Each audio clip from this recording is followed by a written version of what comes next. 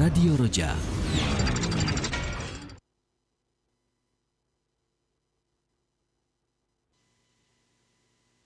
Simak Radio Roja Bogor 100.1 FM, Radio Roja Majalengka 93.1 FM, Radio Roja Palu 101,8 FM, dan Radio Roja Bandung 104.3 FM.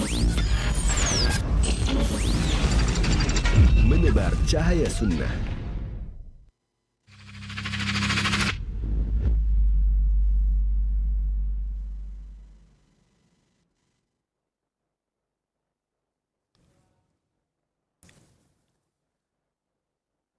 Assalamualaikum warahmatullahi wabarakatuh. Alhamdulillah rabbil alamin, wassalatu wassalamu ala sayyidil mursalin wa ala alihi wa ashabihi wa man tabi'ahum bi ihsani ila yaumil ma ba'd. Pemirsa Roja dan pendengar Radio Roja yang dirahmati Allah Subhanahu wa taala, para pemerhati Roja di mana saja Anda berada. Alhamdulillah di kesempatan pagi hari ini kembali kita bertemu dalam kajian dan pembahasan ilmiah di dalam bab muamalah, pembahasan dari kitab Syarah Umdatul Fiqih, dan pagi ini kita akan lanjutkan pembahasan dari bab syuf'ah bersama Ustaz Dr. Erwandi Tarmizi hafizahullahu taala. Pagi ini kita akan simak kembali beberapa ketentuan dan poin-poin dalam akad syuf'ah, dan kami memberikan kesempatan yang luas bagi para ikhwah pemerhati Roja untuk bertanya di dalam pembahasan ini secara khusus bab syuf'ah dan bab muamalah secara umum di 0218236543. Demikian di nomor yang sama Anda bisa menyampaikan pertanyaan via chat WhatsApp di 0218236543. Baik, kita mulai kajian dan pembahasan di pagi ini, dan kepada Ustaz falyatafadhal mashkura. Baik, jazakallahu khair. Assalamualaikum warahmatullahi wabarakatuh. Alhamdulillahirabbil alamin wa bihi nasta'in wa nusalli wa nusallim wa nubarik ala nabiyyina Muhammadin wa alihi wa sahbihi ajma'in wa ba'd. Para pemirsa Roja TV dan para pendengar Radio Roja yang dimuliakan oleh Allah Azza wa Jalla, kita sudah memulai pembahasan tentang syuf'ah, yaitu salah satu dari mitra syirkah berhak untuk menarik atau membeli secara paksa hak mitra syirkah yang lain yang dia jual ke pihak luar, anggota syirkah. Ini dinamakan dengan syuf'ah, agar tidak terjadi kemudaratan kepada teman syirkah atau mitra syirkah yang sebelumnya. Ini tentu ada aturan-aturan ketentuannya, ada syaratnya. Seperti yang telah kita jelaskan sebelumnya, syarat pertama, perpindahan dari mitra syirkah ke pihak di luar mitra syirkah dengan cara jual beli. Dan sudah kita bahas rincikan. Kemudian bahwa objek syirkah adalah tanah atau kebun yang di atasnya, atau tanah yang di atasnya bangunan atau kebun. Ya, namun pendapat yang terkuat tidaklah demikian, karena hukum asalnya adalah mendatangkan mudarat. Maka untuk apapun bisa diberlakukan syuf'ah tersebut. Sekarang kita masuk kepada syarat selanjutnya. Tafadhal Ustaz. Qala al-mu'allif rahimahullahu ta'ala, ats-tsalitsu ayakuna al-mashfu'u fihi saqasan musya'an, fa amma al-maqsud al-mahdud fala syuf'ata fihi, liqaulihi Jabir radhiyallahu anhu qala Rasulullah sallallahu alaihi wasallam bisyuf'ati fi kulli ma lam yuqsam, fa idza waqa'atil hudud wa surifatit turuq fala syuf'ata. Ketentuan yang ketiga yaitu ayakuna al-masfu'u fihi, atau kepemilikan barang bagian berupa persentase yang meliputi seluruh barang. Adapun jika batas kepemilikan sudah dibagi secara pasti atau terbatas, sudah dibatasi, maka tidak ada syuf'ah. tidak berlaku syuf'ah. Sesuai dengan perkataan Jabir radhiyallahu taala anhu, di mana beliau berkata, Rasulullah sallallahu alaihi wasallam ya menetapkan hak syuf'ah pada setiap harta yang belum dibagi. Apabila terdapat pembatas dan jalan terpisah, maka tidak ada syuf'ah. Wa dhahaba ba'du ahadul ilmi ila annahu in kana bainal jarain haqqun mushtarak min huquqil amlak kasyurbi awit tariqi anna syuf'ata tathbutu lil jari li hadis Abi Rafi marfu'an al-jaru ahaku bisaqbihi rawahul Bukhari wa hadha huwal aqrab.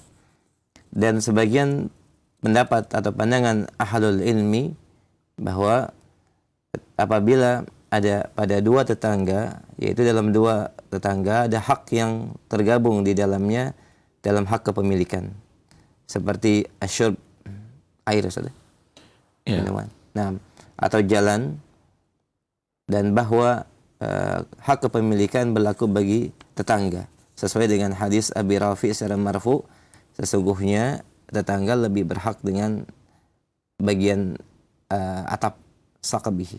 Sahih? Rawahul Bukhari wa hadha huwal aqrab, dan ini yang lebih kuat, Allah a'lam. Ya. Baik. Kemudian syarat yang ketiga menurut Syekh Mar'i Al-Karami dalam kitab Dalil Talib, menurut Syekh Al-Muwaffaq Ibn Qudamah dalam kitab Umdatul Fiqhnya, beliau mengatakan syarat yang ketiga bahwa objek yang disyuf'ahkan itu haruslah syikson musya'an, yaitu harta yang tak terpisah di antara para pemilik. Seperti dua orang atau lebih mengatakan, mari kita beli lahan ini dengan persentase masing-masing. Ini harganya 1 miliar, kamu ada uang berapa? Saya ada uang 200 juta, berarti kamu miliki 20% ya. Siap. Kamu ada berapa? Saya 300, berarti kamu 30%. Saya 50 juta, berarti kamu 5%. Ya, sampai terpenuhi 1 miliar, masing-masing memiliki sesuai dengan persentasenya tadi. Ini menurut Al-Muwaffaq Ibn Qudamah, hanya ini yang ada, hanya ini yang bisa disyuf'ahkan, dilakukan akad syuf'ah. Bila sesuatu yang terpisah, ya, atau di antara orang-orang yang membeli lahan tadi, mereka mengatakan, saya mau jual ke pihak lain. Ya, kan agar gampang, bagaimana kalau kita pecah sertifikat saja, kita buatkan batasan masing-masing, kita sepakati, untuk kurang lebihnya kita berikan kompensasi dengan rupiah. Lalu mereka buatkan batasan dan mereka setuju. Menurut Al-Muwaffaq, ya, setelah dibuatkan ini tidak ada lagi hak syuf'ah. Ya. Apa dalilnya? Yaitu perkataan Jabir, qada Rasulullah sallallahu alaihi wasallam bisyuf'ah, bahwa Nabi menyelesaikan perseteruan sengketa, ya, dengan melakukan syuf'ah pada sesuatu yang belum dibatasi, yang belum dibagi dengan batas. Bila telah dibagi dengan batas, maka Rasulullah memutuskan tidak ada syuf'ah. Ini dalilnya. Namun sebagian ahli ilmu, sebagian para ulama, mereka mengatakan bahwa hak syuf'ah karena maksudnya, tujuannya adalah raf'ul madarrah atau jalbu darul mafasid, untuk menolak mudaratan atau kerusakan dari para pihak pemilik lahan tersebut selagi masih berhubungan. Ya, walau sudah dibatasi, tetap ada hak syuf'ah. Seperti umpamanya rumah itu memang sudah dipisah, tapi dibuat jalan di tengah-tengahnya atau ada air mengalir. Ya, tentu air mengalir ini kalau dia jual ke pihak lain, kemungkinan pihak lain mungkin berbeda dengan dia sebelumnya. Atau jalan, ya, tentu berbeda, kemungkinan berbeda dengan sebelumnya. Ya. Maka dalam hal ini menurut sebagian pendapat para ulama, ini juga boleh syuf'ah. Ya. Selain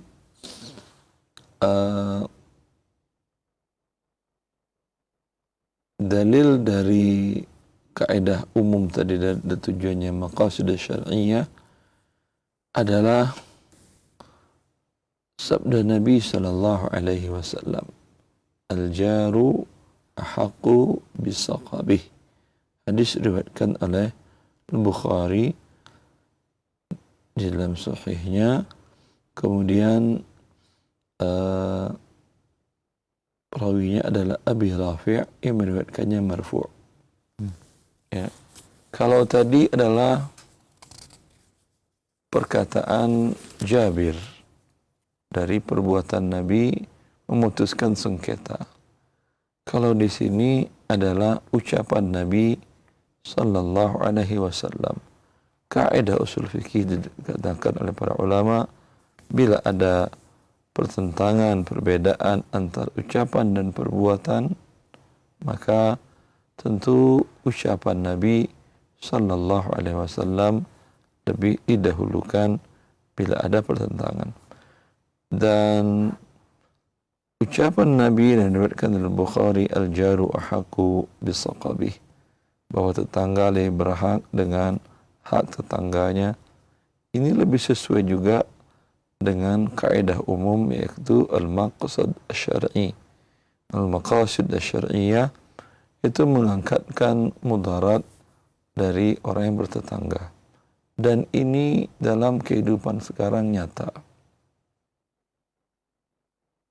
Apalagi rumah, tanah, kadang nggak ada batas. Tidak ada batas tanah, tidak ada batas kolam atau selokan atau kali, langsung berdempetan. Dia dahulu dengan tetangga sebelumnya, pemilik sebelumnya nyaman. Tetangganya menghargai hak tetangganya, ya, tidak ada gaduh di rumah sebelah, tidak ada musik yang diputar gede-gede, kenceng-kenceng sehingga mengganggu, sedangkan dia anaknya mungkin kecil, bayi, ya, dan dia pun begitu dengan tetangganya, memperhatikan tetangganya. Maka bila ternyata di luar perkiraannya dan di luar pengetahuannya tetangga menjual ke pihak ketiga, dan pihak ketiga tadi pembelinya adalah bujangan masih, ya, siang hari dia kerja, malam hari dia di rumah begaduh kerjanya, nyalakan tab besar-besar, kadang karaokean, ya, kadang sampai tengah malam, tentu terganggu tetangganya, ya. Maka wallahu a'lam, sebagaimana dikatakan oleh Syekh Jibrin, bahwa pendapat ini yang lebih kuat. Allahu a'lam, bahwa boleh bagi tetangga bila tahu-tahu tetangga sebelahnya menjual ke pihak ketiga, dia mengatakan kepada tetangga yang barunya, kamu beli berapa dari si fulan? Sekian. Ini uangnya, ini jadi milik saya. Ya. Kalau dia tidak mau, katakan bahwa syariat begini. Dia tidak mau juga, coba bawa ke pengadilan agama. Ya. Karena pengadilan agama juga menyelesaikan sengketa dalam kasus muamalat.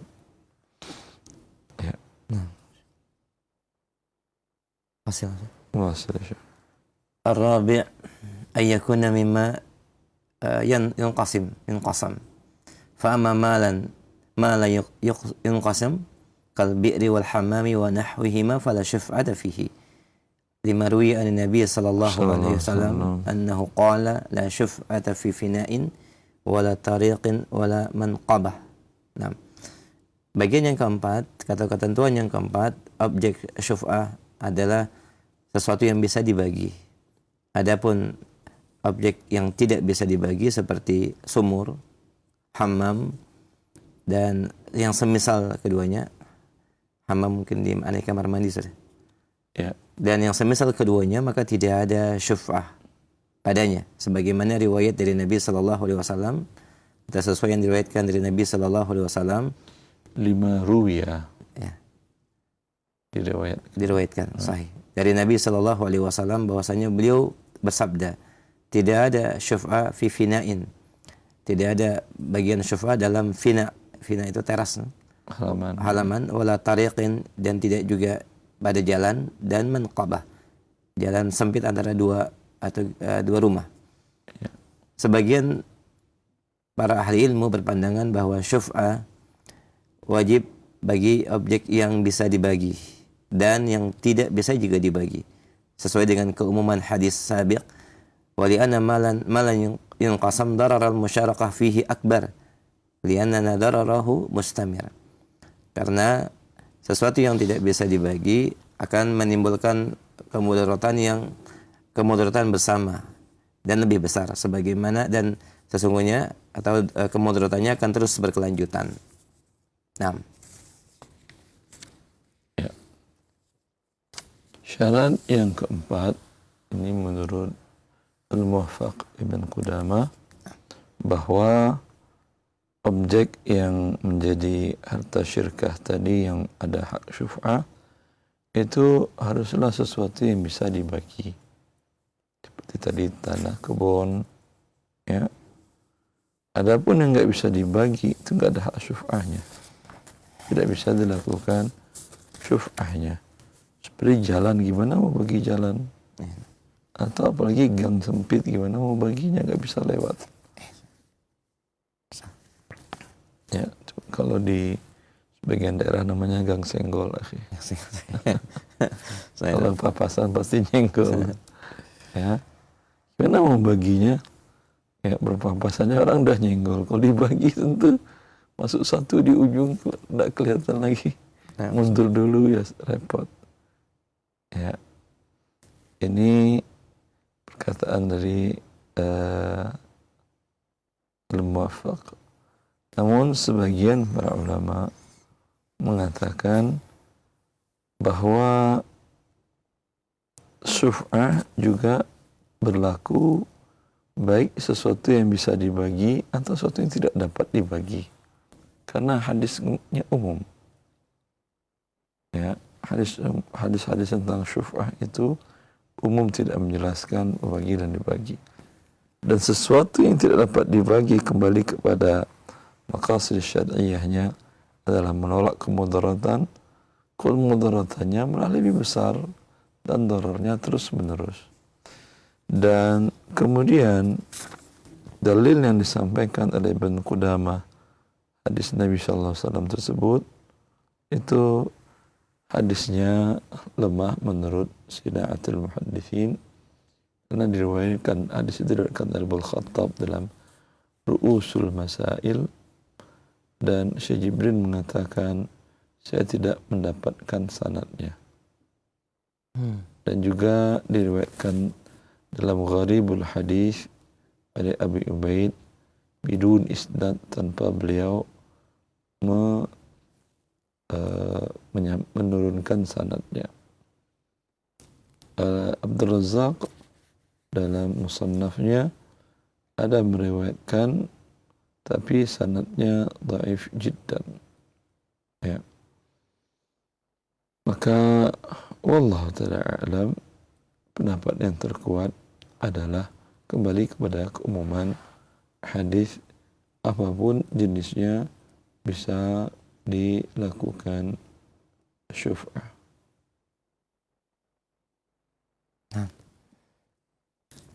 Al-khamis an ya'khudha asy-syakhsa kulluhu fayajibu 'ala asy-syariki sahih. Kullahu. Bagian yang kelima, pemilik syuf'ah mengambil alih seluruhnya. Fayajibu 'ala asy-syariki aw al-jari alladhi yuridu an yashfa'a fil juz'i alladhi ba'ahu syarikuhu aw jaruhu an yashtari hadzal juz'a kamilan. Fa in talaba ba'dahu saqatat syaf'atahu. لأن تركه لبعض هذا الجزء يسقط الشفعة فيه فإذا سقط بعض الشفعة سقط جميعها لأن الشفعة لا تتبعد فتبطل كلها كالقصاص. Maka wajib bagi sekutunya atau tetangga yang ingin mengambil bagian daripada satu bagian atau mengambil bagian satu juz atau satu bagian yang ingin dijual oleh sekutunya atau tetangganya untuk memberi seluruh bagiannya secara sempurna. Adapun apabila dia meminta sebagian, maka batalah syuf'ah. Karena meninggalkan atau melepas sebagian satu juz objek syuf'ah, maka akan membatalkan syuf'ah seluruhnya. Fa idza saqata ba'du syuf'ah saqata jami'uha. Maka apabila batal satu bagian, maka batal seluruhnya. Karena sesungguhnya syuf'ah tidak bisa hanya sebagian saja, maka batallah akad syuf'ah sebagaimana qisas. Nah. Ya. Yang persyaratan kelima, bahwa si syafi', yaitu orang yang memiliki hak syuf'ah tadi, dalam mengeksekusi objek syuf'ah yang sudah dijual oleh teman syirkahnya atau tetangganya ke pihak ketiga, dia harus membeli seluruhnya. Tidak bisa dia dia mengatakan saya beli semeter aja yang ke tanah saya, sisanya tidak saya beli, saya nggak ada uang. Ya, tidak bisa. Kenapa? Karena memang hak syuf'ah menolak kemudaratan, tapi dengan perbuatannya itu tadi terjadi juga kemudaratan. Ya. Ini dari sisi dari istidlal dengan maqasid syar'iyyah, dan kemudaratan tidak boleh ditolak dan kemudaratan. Nabi mengatakan la darar wa la dirar. Kemudian juga seperti dijelaskan oleh Syekh Abdullah bin Jibrin di sini, bahwasanya ini dikiaskan kepada qisas dalam masalah syuf'ah. Ya. Sebagaimana qisas tidak bisa sebahagian. Ya. Seseorang qadarullah wafat dibunuh oleh orang lain. Lalu keluarganya ingin menegakkan qisas. Tapi kata keluarganya, karena kami butuh uang, kami qisas setengahnya aja, setengah lagi bayar uang. Ya, anggap kalau dietnya umpamanya 5 miliar. Dia mengatakan, ya kan dia potong tangan atau dia bunuh kerabat kami, maka potong lehernya setengah aja, yang 2,5 miliarnya kami terima uang untuk bagi-bagi. Tidak bisa lah leher orang potong setengah, atau tangannya potong dikit aja, setengah. Tidak bisa. Dia la taba'ad. Disamakan sebagaimana di sini tidak bisa, begitu juga dalam syuf'ah. Kalau dia beli setengah mendatangkan mudarat, tidak bisa. Ya. Dengan demikian, kalau dia beli setengah berarti gugur, karena dia gugurkan sebagian lagi jadi gugur langsung secara otomatis dia menjadi gugur. Ya. Cukup Ustaz? Cukup Ustaz. Allah barik fiik. Alhamdulillah, jazakallah khair. Pemirsa dan pemerhati dirahmati dirahmati Allah Subhanahu wa taala, demikian beberapa ketentuan poin berkaitan dengan akad syuf'ah.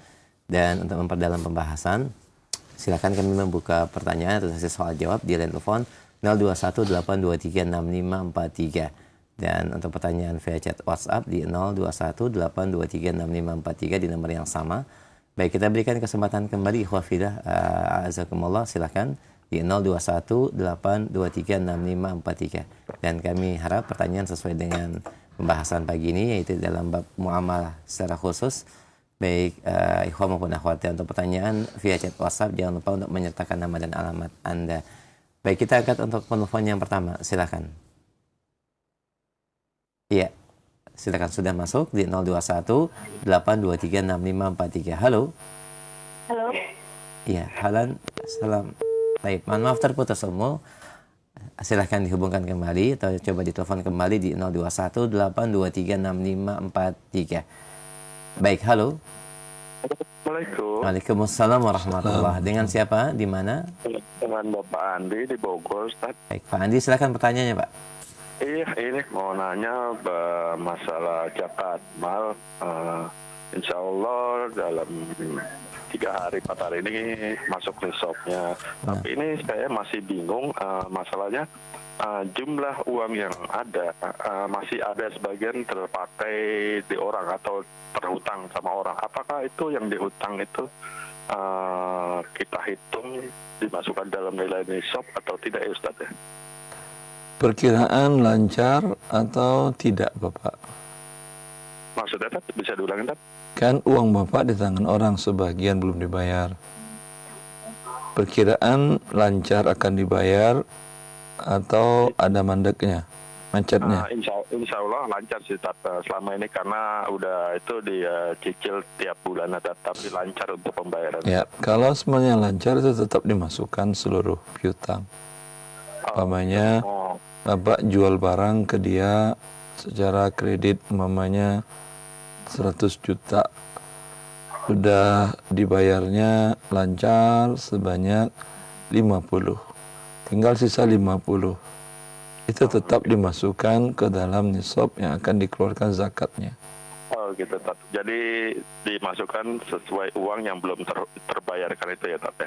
Ya, betul. Oke. Baik Tat. Dan sampai nisab belum ada kewajiban zakat Bapak. Nunggu setahun ke depan lagi. Alhamdulillah sudah masuk Tat. Kalau kita hitung sudah masuk nisabnya Tat. Haulnya maksud saya. Sudah Tat. Insya Allah di 3 hari 4 hari ke depan ini Tat. Jatuh tempo haul.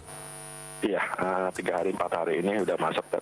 Ya, tadi Ana dengar nisab kata antum, dia nisab dan haul 2. Ya, kalau antum tadi salah ungkap berarti nisab dan haulnya 3-4 hari lagi jatuh tempo, begitu, silahkan. Baik Tat. Ya Allah barik. Kalau gitu syukur atas informasinya Tat. Allah barik. Nah, Pak Andi, jazakallah khair dan semoga Allah mudahkan untuk menunaikan kewajiban zakatnya. Baik. Kita berikan kesempatan kembali di line telepon 0218236543. Ya, kita sapa kembali penanya yang kedua. Halo. Silakan, sudah masuk. Waalaikumsalam warahmatullahi wabarakatuh. Dengan siapa Bapak, di mana? Dari Abu Musa di Bekasi. Abu Musa, silakan pertanyaannya. Ana mau nanya, jadi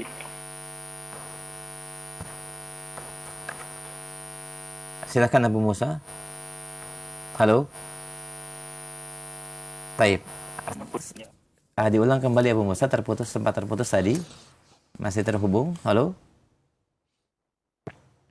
Baik, mohon maaf, mungkin bisa coba dihubungi kembali di line telepon 0218236543.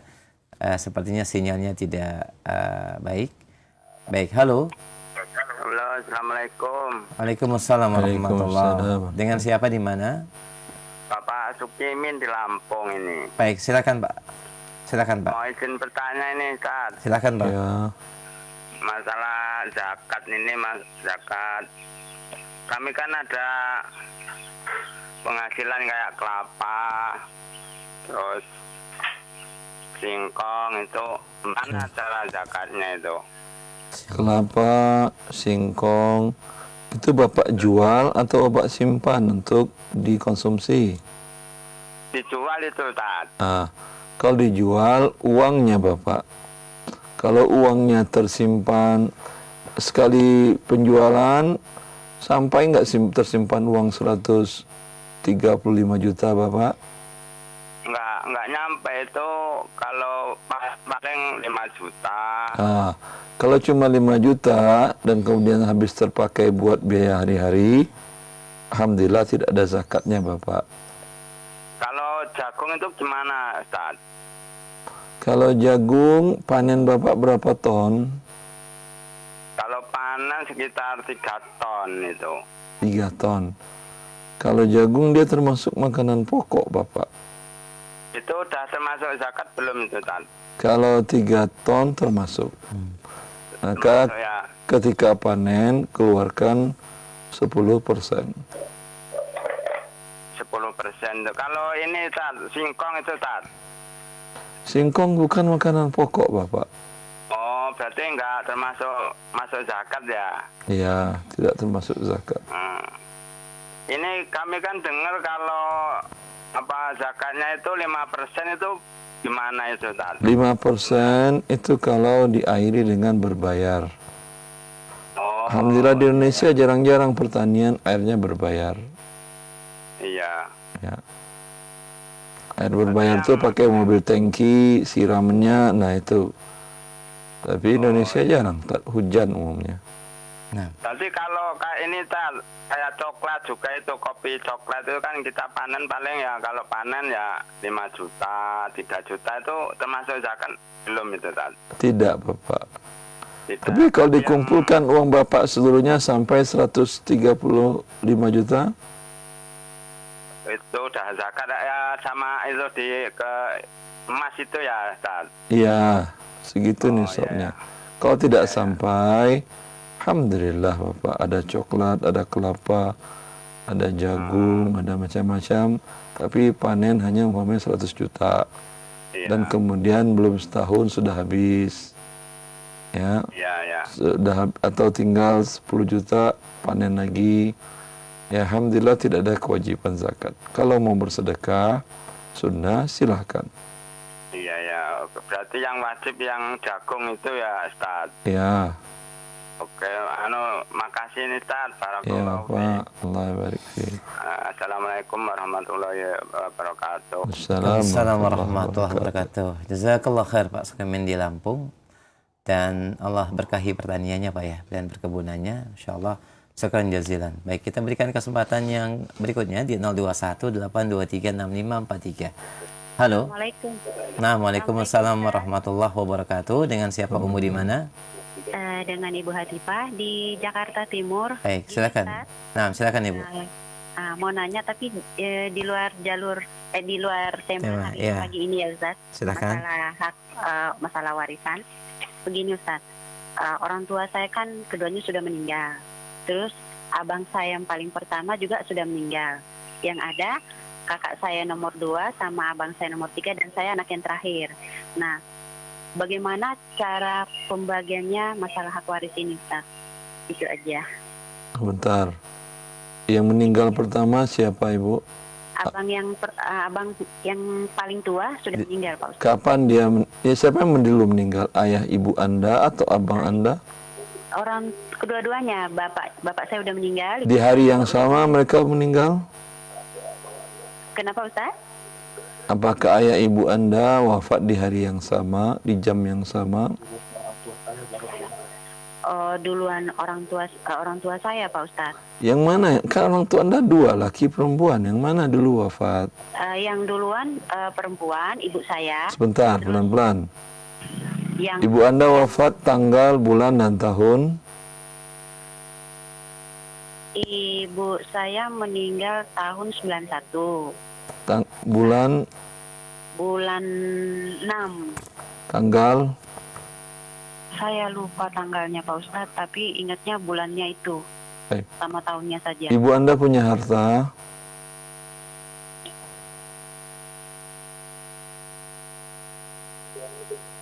Halo. Halo Ibu. Ya, halo. Iya. Ibunda Anda punya harta? Kalau ibu saya ada hartanya, tapi itu di kampung juga. Kami kan tinggal di Sulawesi Tengah, sementara harta ibu saya di Sulawesi Selatan. Tidak ada masalah, yang penting punya harta dia. Iya, punya. Ya, nama ibu Anda siapa? Halijah. Khadijah. Ketika Halijah. Khadijah wafat, berarti suaminya masih hidup. Iya, betul Pak Ustadz. Suaminya dapat 1/4. Oh, suaminya dapat 1/4. Ya. Nah. Ayah ibu Khadijah masih hidup? Sudah meninggal juga. Sudah meninggal sebelumnya. Iya. Anak Khadijah berapa laki, berapa perempuan saat dia wafat? Kebetulan pada saat ibu saya meninggal itu, ibu saya cuma 2 bersaudara perempuan. Anak. Khadijah punya anak berapa orang? Oh, Halijah punya 4 Pak Ustadz. Hidup semuanya waktu dia wafat? Sampai sekarang tinggal 3 Pak Ustadz. Pada saat Khadijah wafat, anak-anaknya masih hidup keempat-empatnya? Masih Pak Ustadz. Masih. Berapa perempuan, berapa laki-laki? 2 laki-laki, 2 perempuan Pak Ustadz. 2 laki-laki, 2 perempuan, 2 laki-laki, 4 perempuan, 6. Ya, tadi maka hartanya dibagi 4/4, kemudian 3 untuk 6, maka ada pecahan, maka 6 dikali 4 dibagi 12 bisa sih. 88. 12, ya, berarti untuk suami Khadijah 2/12. Bukan 2/8 saja. Hah? Bukan 2/8. Masalah 4 jadi 8. Masalah 4 kan 3 yang satu. Baik, saya. 3 12 kan ya? 3 12 sahih. Ya kali 4. Anaknya tadi 6, maaf Pak. Anaknya 2. Anaknya 2 laki 2 perempuan. 6 dibagi 24. Sahih. Dibagi 24. Nah, Bagi 24 untuk suami Khadijah 6/24. Ya kan? 24 bagi 4, 6. Sisanya 3 untuk anak laki-laki 6/24, 6/24. Untuk perempuan 3/24, 3/24. Setelah Khadijah wafat, siapa yang wafat lagi, Bu? Bapak saya Pak Ustadz. Suaminya. Iya, betul. Tanggal dan bulan dan tahun?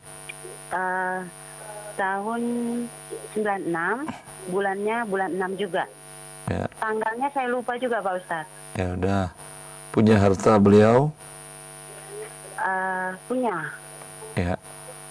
Pada saat dia hidup, dia menikah lagi setelah istrinya wafat, Khadijah atau tidak? Tidak Ustadz. Ayah ibu dari siapa nama bapak Anda ini? Beno. Pak Beno, ayah ibunya ketika dia wafat di tahun berapa tadi? 96. Ayah ibu Beno masih hidup? Sudah meninggal juga. Sudah meninggal. Iya. Anak Beno berarti 4. Iya, masih. Ada 4, 2 laki, 2 perempuan. Maka harta Beno dibagi 6. Anak laki-lakinya 2/6, 2/6. Anak perempuannya 1/6, 1/6. Oh gitu. Jelas? Iya Pak Ustadz. Siapa lagi yang wafat? Setelah itu abang saya yang paling pertama Pak Ustadz. Namanya? Sukardi. Pak Azza, saat Sukardi wafat, orang tuanya kan sudah wafat. Sukardi wafat tahun sudah 2 tahun 2000, sudah 2 tahun yang lalu Pak Ustadz. ya. 2022 berarti ya, atau 2023. Nah, Pada saat Sukardi wafat, Sukardi punya istri dan anak-anak juga. Punya istri dan anaknya. Ada anak laki, Nggak ada, anak perempuan dua-duanya. anak Pak Ustadz. perempuan, dua anak perempuan. Iya. Berarti untuk istrinya 1/8, untuk anak perempuannya 2/3. 2/3, ya baik. 3 dengan 8, 24.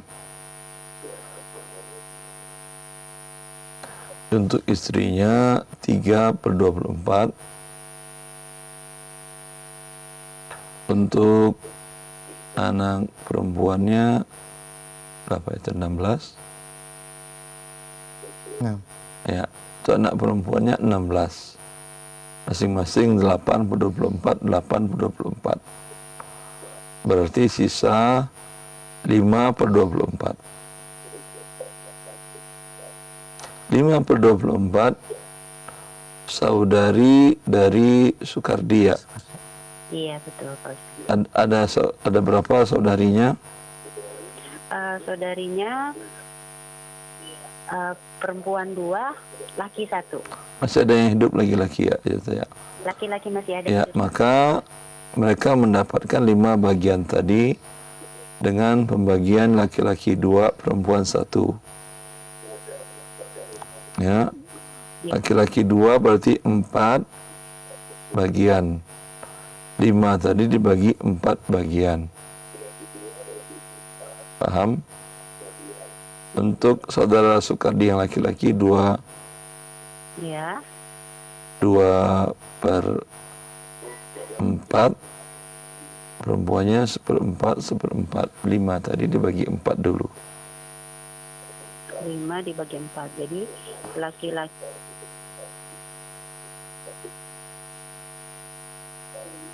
cukup jelas semua? Halo? Kalau belum bisa dibagi, kali lagi aja. 4 dikali lagi ke 24. Nah, Jadi besar jadi pembagiannya. Kalau ingin tidak dibagi. Tapi kalau tidak, gampang tadi yang 5 bagian dibagi 4. 5 per 24 dibagi 4. Jelas? Di 14 Pak Ustadz. Masya Allah, Alhamdulillah. 4. Baik, cukup umum pertanyaannya. Naam, baik, Alhamdulillah. Nanti bisa dilihat kembali untuk sesi detail rekamannya. Barakallahu fiik. Baik, kita berikan kesempatan kembali masih via telepon dan bagian yang baru bergabung dalam pembahasan bab syuf'ah. Kita berikan kesempatan via telepon di 0218236543. Baik, halo. Silakan sudah masuk. Halo. Halo. Ya, dengan siapa? Assalamualaikum. Halo, Assalamualaikum. Waalaikumsalam. Dengan siapa di mana? Hamba Allah Baik, di mana Ibu? di Jakarta. Baik, Ibu monitor saja via telepon. Untuk TV atau radionya dimatikan dulu, ada feedback. Baik, cukup monitor via telepon. Dimatikan dulu, ada feedback ya. Baik, dengan siapa di mana? Hamba Allah. Ya, di Jakarta ya Bu ya? Iya betul. Baik, silakan pertanyaannya Ibu. Ada di satu daerah. Ya. Baik, Ibu mohon maaf dimatikan dulu. Ibu dengar via telepon, via TV atau radio? TV. Dimatikan dulu Ibu, mohon maaf ya, ada feedback. Atau dikecilkan volume suaranya. Iya, udah. Siap, silakan. Ada di suatu tempat kalau gade sawah itu, jadi sawahnya itu umpamanya si A tuh punya sawah, digade sama si B, umpamanya 5 juta gitu ya. Ya. Itu sawahnya itu dipegang sama yang punya uang, digarap sama yang punya uang. Sampai dia itu memulangkan pinjamannya. Jadi selama pinjamannya belum dikembalikan, ya sawahnya terus-menerus digarap sama yang punya uang itu. Bagaimana itu kalau seperti itu, bagaimana hukumnya? Tanpa bayar sewa sawah. Iya, Iya. ini gitu namanya. Kalau tanpa bayar sewa namanya. Ya, Kita akan simak jawabannya Umu, disimak ya. Baik, Iya. silakan Ustaz. ya. Hukum gadai dibolehkan dalam syariat. Nah. Ya. Rasulullah SAW menggadai pajusinya dan Allah mengatakan farihanum maqbudah. Boleh ambil barang gadai yang diterima langsung. Boleh. Akan tetapi karena gadai ini adalah akibat pinjam meminjam uang. Ya. Tentu pemberi pinjaman tidak boleh mendapatkan manfaat. Fungsi barang gadai seharusnya di tangan pemberi pinjaman hanya sebagai jaminan. Ya. Bila pemberi gadai pada waktu yang disepakati tidak mampu membayar, maka pemberi pinjaman boleh mengeksekusi atau menjual barang gadai tadi ke pihak manapun. Bila ada selisih harga, dia berikan kepada pemilik harta gadai tadi. Ya. Tetapi bila dia manfaatkan, ya, tanpa memberi imbalan, maka tentu manfaat ini bisa dia ambil karena pinjaman. Karena kalau bukanlah karena pinjaman, itu pemilik sawah nggak bakal menyerahkannya gratisan. Mesti disewa atau bagi hasil pengelolaan. Ya, maka ini namanya riba. Riba dalam akad gadai. Maka hendaklah pemberi pinjaman bertobat kepada Allah Jalla fi'ulah. Bila umpamanya sewa gadai, sewa barang sawah tadi sudah sama dengan nilai uang yang dipinjamkan 5 juta, mungkin setahun 2 tahun sudah sama, itu sawah kembalikan kepada peminjam walau belum dia bayar uangnya. Karena berarti dia sudah bayar dengan manfaat atau upah dari tanah sawah yang tidak dibayarkan. Bagi pemilik dana, kalau Anda ingin mengembangkan dana, saya ingin mengembangkan dana saya. Saya tidak hanya membantu orang begitu saja. Saya tetap uang saya ingin berputar. Ada manfaat bagi saya. Kalau Anda berputar, jangan buat akad pinjaman dan gadai. Anda buat akad sewa. Ya. 5 juta umpamanya sawah itu bisa disewa 1 tahun, 1 hektar umpama. Ya. Anda katakan kepada petani yang butuh uang 5 juta tadi. Dia datang kepada Anda, Pak, bisa pinjam 5 juta uang? Anda katakan, uang 5 juta saya akan berikan. Tapi bukan pinjam uang. Maksudnya, Pak, saya sewa sawah kamu. Ya. Kalau 5 juta, kan dapatnya sewa umumnya sawah seukuran kamu itu 1 tahun. Boleh nggak saya sewa sawah kamu dengan 5 juta cash di awal, tapi selama setahun 3 bulan. Jangan maruk juga lah, minta 2 tahun. Untung 100% Anda, janganlah. Ya, Nabi mengatakan, rahimallahu imra'an samhan idza ba'a wa samhan idza ishtara. Allah merahmati orang yang kalau membeli baik hati, kalau menjual baik hati. Bagian dari baik hati tadi, Anda menyewa, memberikan manfaat bagi pemilik lahan, yaitu dapat uang tunai. Anda juga dapat harga murah, tapi baik hati, jangan terlalu nekan orang.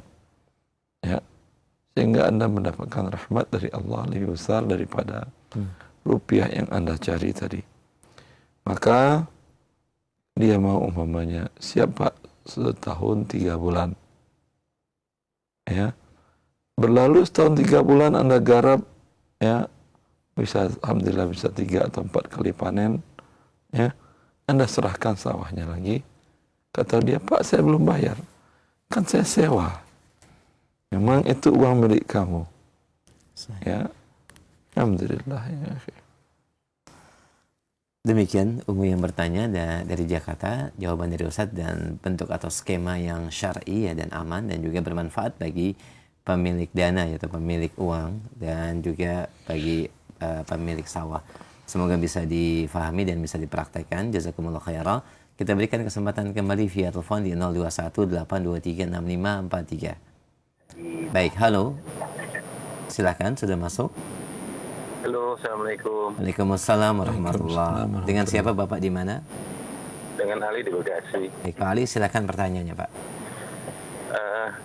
Ini tentang penjualan tanah, mau bertanya. ibu saya, orang tua saya ada membeli tanah. Ini nggak apa-apa ya Ustaz ya, dengan masalah yang lain Ustaz? Silahkan Pak. Silahkan Bapak. Ya. Orang tua saya ada membeli tanah untuk rumah. Kemudian ketika sudah dibeli tanah itu, sudah dibangun, ternyata tanah itu adalah tanah milik orang lain. Nah ini orang tua saya nggak tahu kalau ini tanah orang lain, dan baru tahu setelah bangunan sudah berdiri, kemudian orang yang jual itu sudah tua dan sudah meninggal, tinggal anaknya yang masih hidup. Nah orang yang punya tanah ini tidak berani mengambil atau meminta tanahnya ini ke orang tua saya. Sampai saat ini masih ditinggali rumahnya, tanah dan rumah itu sama orang tua saya. Dan karena anaknya masih ada, makanya orangnya juga tidak berani, tapi wallahu alam sampai saat ini saya belum pemilik tanah tersebut. Nah, bagaimana hukumnya orang tua saya dan kemudian juga penjualnya itu, Ustaz? Itu sampai saat ini masih ditempati begitu. Itu saja mungkin Ustaz. Terima kasih. Afwan, apakah orang tua Anda belinya pakai surat-surat resmi dahulunya? Bagaimana Ustaz? Maaf. Orang tua Anda membeli kepada penjual, surat-suratnya resmi? Suratnya hanya akta jual beli saja Ustaz. Enggak, maksud saya surat kepemilikan tanah pada sebelumnya. Ya. Surat kepemilikan tanahnya. Surat kepemilikan tanahnya tidak diinformasikan waktu saat beli itu, tidak diinformasikan bahwa ini tanahnya ada surat, hanya dikasih akta jual beli, dan tanahnya karena masih satu surat, jadi masih belum dipecah gitu. Satu surat dengan tanah dia. Betul, iya. Oh. Di satu begitu. Berarti kemungkinan dia sudah jual ke orang lain. Betul.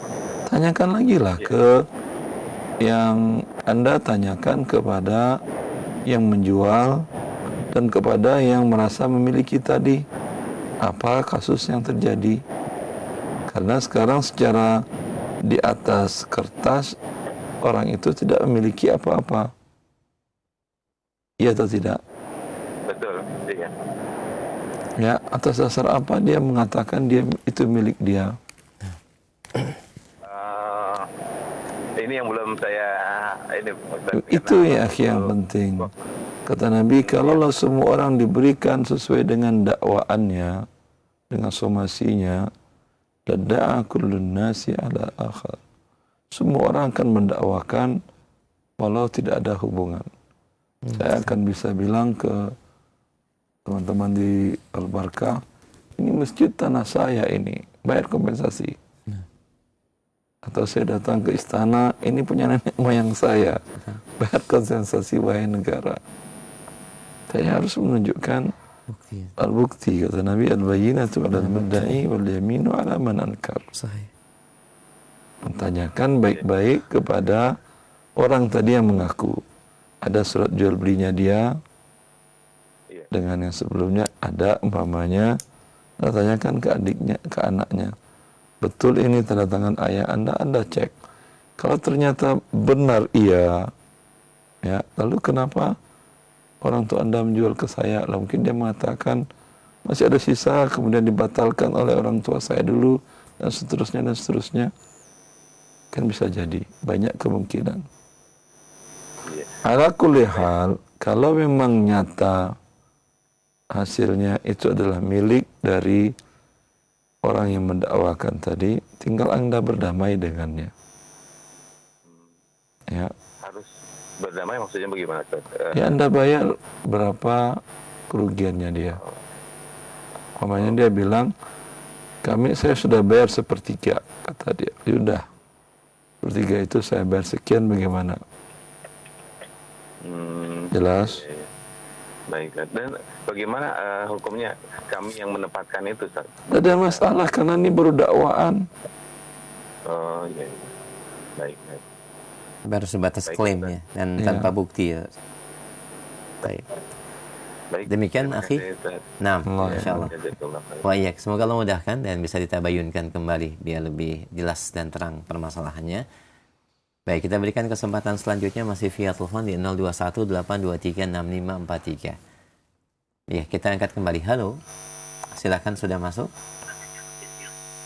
Silakan, akhi. Halo. Assalamualaikum. Ibu, silakan. Assalamualaikum Waalaikumsalam warahmatullahi warahmatullahi wabarakatuh. Dengan siapa Ibu di mana? Ini Ibu Fatimah. Ya, silakan Ibu Fatimah. Saya ada masalah. Saya jual beli dengan teman. Saya jual dengan harga untuk dijual yang beda. Pertamanya saya jual 20.000, entah berapa dijual. Tiba-tiba dia menyetor lebih dari segitu. Jadi hampir 100% saya keuntungannya. Gimana keuntungannya tuh, Ustaz? Apakah itu riba atau tidak, Ustaz? Saya udah menerangkan, enggak, saya jual gitu, saya kasih dia semuanya uangnya. Gimana ya, Ustaz? Ulangi Ibu, saya kurang. Diulang kembali, Ibu jual sesuatu Ibu barang. jual barang ke seseorang 20.000 begitu. Saya gini. Lalu dia bayar 30.000. Saya dagangan saya. Ya. Saya minta di sini dagangan saya tolong jualin. Oh, tolong jualin. Apa dari saya pamah 20.000. Terus tiba-tiba berapa semuanya? Saya lupa berapa kemarin saya kasih, saya bilang sekian, total sekian. Ya sudah dia jual, tiba-tiba gimana? Saya bilang tiba-tiba dia setor dengan hampir 100% Ustaz keuntungan ke saya. Lah kok jadi lebih? Saya bilang enggak, untuk saya jual segitu, saya setor aja segitu. Gimana Ustaz? Ya udah, tidak ada masalah. Tinggal Anda Ibu mengatakan kalau lebih tolong halalkan ya. Iya. Memang dia bilang gitu, enggak, sudah saya kasih lebih aja buat misalnya. Ya udah, tidak ada masalah Ibu, boleh. Ya. Halal insyaallah Ibu. Qul yuhallil ba'dukum Saya ba'dah. besar benar 100 rupiah pun nanti buat akhirat saya takut Ustaz, saya jualan ini saya ingin halal. Ya, insyaallah. Oh iya, sudah. Ya. Makasih Allah Baik, jazakallahu khair Ibu. Assalamualaikum warahmatullahi wabarakatuh. Assalamualaikum warahmatullahi wabarakatuh. Baik, kita berikan kesempatan kembali masih via telepon di 0218236543. Baik, kita sapa kembali penanya berikutnya. Halo. Silakan, sudah masuk. Waalaikumsalam warahmatullahi. Dengan siapa Bapak di mana? Dengan Prima Pak Ustadz di Pineng. Silakan Pak Prima, silakan. Pertanyaannya? Pak Ustadz izin menanyakan terkait dengan waris. Ya. Di luar topik ya. Silakan Mbak. Jadi apa namanya, ayah saya meninggal tahun 2021. Namanya Pak Luki. Pak Luki wafat 2021, terus? Ya, lalu beliau itu membuat surat wasiat, hibah, dan waris. Ya, bunyi wasiatnya apa? Nah, kalau wasiatnya itu sebelumnya apa namanya, ahli warisnya itu ada 4. Ada 4, yaitu 3 anak dan 1 istri. Anaknya semua laki-laki. Ayah ibu beliau masih hidup? Sudah meninggal Pak Ustadz. Ya udah. Sudah meninggal. Terus? Lalu kalau bunyi wasiatnya adalah mewasiatkan saya mendapatkan sepertiga harta karena saya ikut nasab ibu. Karena apa? Karena saya ikut nasab ibu Pak Ustadz. Nasab apa? Nasab dari ibu Pak Ustadz. Jadi bukan ahli waris.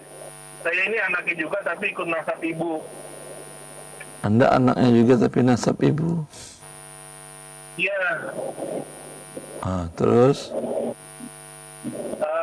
Lalu untuk hibahnya, wasiatnya saya mendapatkan sepertiga dari seluruh harta waris.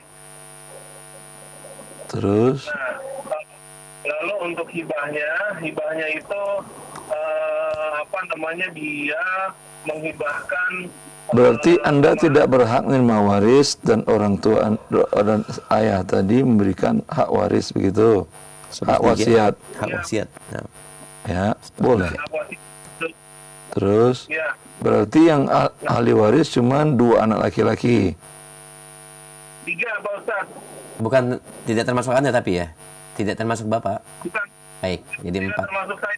Ya, 3 anak kandung ya. Baik. Terus Nah, lanjut Pak. Lalu untuk ketentuan hibahnya, ayah saya itu memberikan satu rumah. ayah maksudnya ini ayah sambung antum gitu ya. Ini ayah langsung saya Pak Ustaz, yang sambung itu istrinya, ibu sambung saya.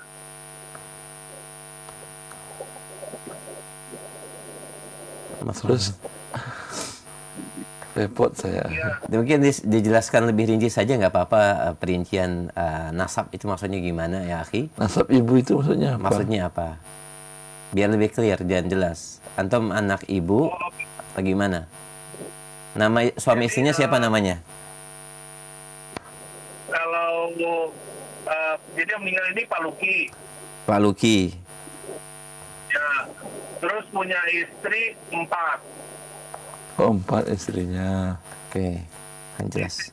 Istri kedua adalah Lisma. Itu ibu saya. Dan Ibu Anda maaf. Anda lahir dari Lisma dan Luki, gitu kan ya? Iya, betul. Terus apa yang nasab ibu? Ini nasab bapak lah. Pada saat itu belum nikah Pak Ustaz. Oh, Masya Allah. Qadarullah, Masya Allah. Terus? Ya, clear. Lalu dari Lisma dan Luki itu ada 2 anak yang masih hidup. Laki-laki, saya dan adik saya, Billy. Ya, Billy. Terus istri kedua itu ada adik saya namanya Luki dan Aldi. Ya. Sorry, Jadi intinya maaf akhi, Pak siapa antum namanya tadi? Prima, Pak Ustaz. Prima, Pak Luki ketika wafat beliau berwasiat sepertiga hartanya untuk Prima. Iya. Ya. Terus apalagi wasiatnya? Wasiatnya sebenarnya sih itu aja Pak Ustaz. Nah, terus? Ini ada harta hibah yang menurut kami cukup kompleks ya ininya, permasalahannya. Ya, udah boleh wasiatnya itu boleh. Iya. Ya, Terus wasiat. ini Pak Ustaz. Dan dari hibahnya ini kan dia menghibahkan sebuah rumah kepada istrinya yang sekarang yang masih hidup. Hibah itu sebelum dia melakukannya, Pak Luki melakukannya dalam kondisi sakit, akan meninggal, atau kondisi beliau pada hibah itu beliau sehat-sehat saja. Pada saat itu memang kondisi Pak Luki itu sebelum meninggal Pak Ustaz. Berarti dalam kondisi sakit akan meninggal atau dalam kondisi sehat? Nah ini sakitnya emang udah lama Pak Ustaz. Maksudnya udah sekitar 1 tahun. Ya, berarti dalam durasi 1 tahun tadi Pak Luki menghibahkan ke istrinya. Iya. Dan sakit beliau tadi itu diponis oleh dokter penyakit kronis begitu ya? Ya bisa dianggap kronis lah Pak Ustaz. Ya udah. Kena longkok. Ya udah. Berarti hibahnya batal Bapak. Jelas Prima, hibahnya batal. Walaupun sudah ada serah terima ya Pak Ustaz. Walau sudah ada serah terima. Oh gitu. Baik. Lalu ada satu lagi Pak Ustaz. Ini menurut info dari adik-adiknya bahwa Papa itu ingin memberikan adik-adiknya sejumlah uang. Tapi memang sampai akhir hayatnya beliau itu tidak sempat memberikan secara secara tunai gitu ataupun tidak tunai kepada adik-adiknya Pak Ustaz. Nah, tapi adik-adiknya itu selalu berpendapat ini kan wasiat papa, jadinya harus ditunaikan. Kamu kan tahu sendiri kalau wasiat tidak ditunaikan itu seperti apa. Gitu. Keinginan bukan wasiat. Sahih.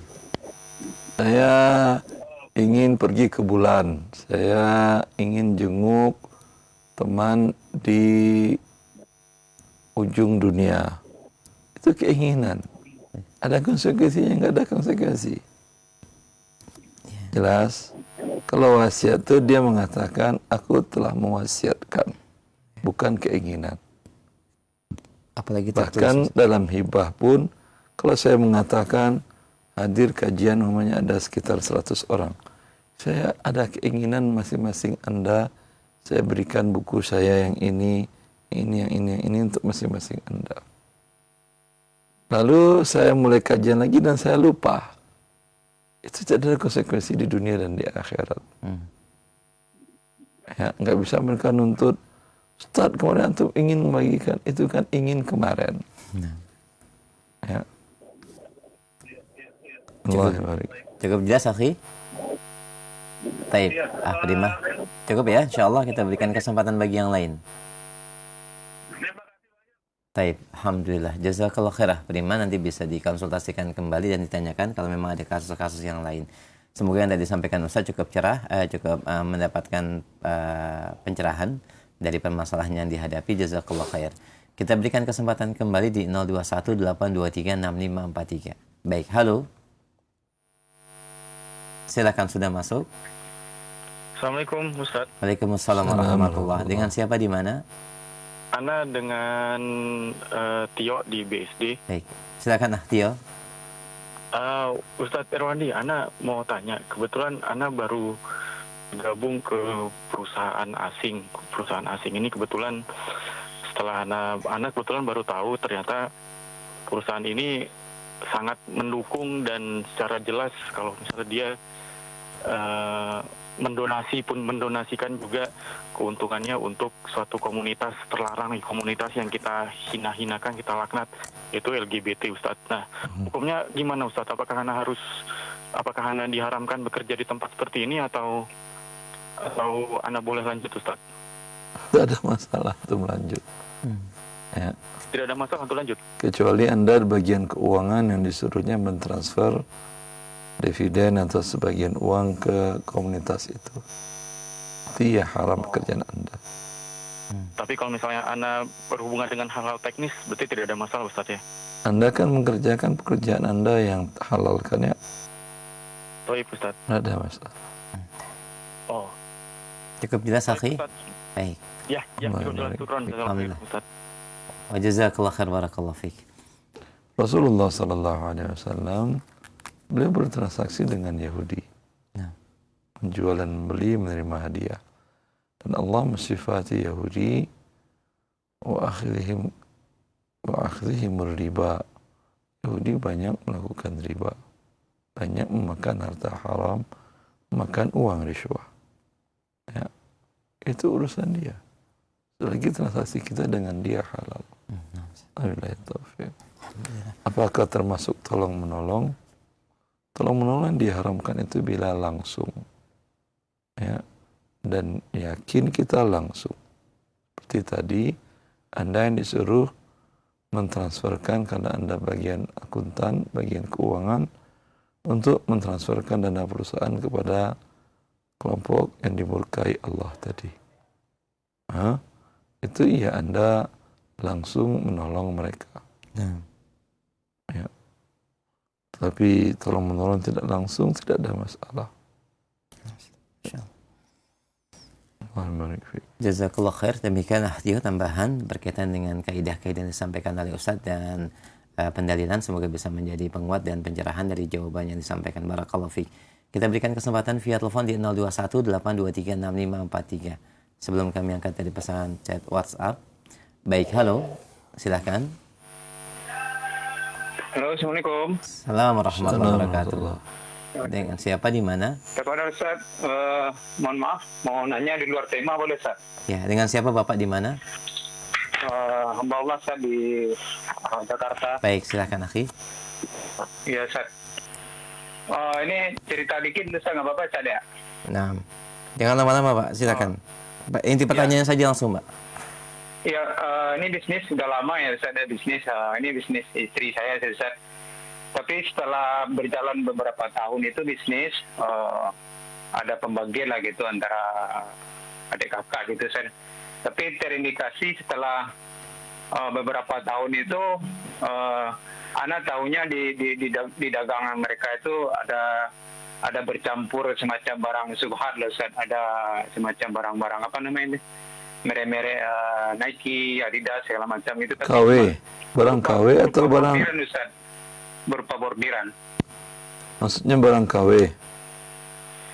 Enggak 100% KW Ustaz, tapi cuma bordiran doang Ustaz, ditempel gitu.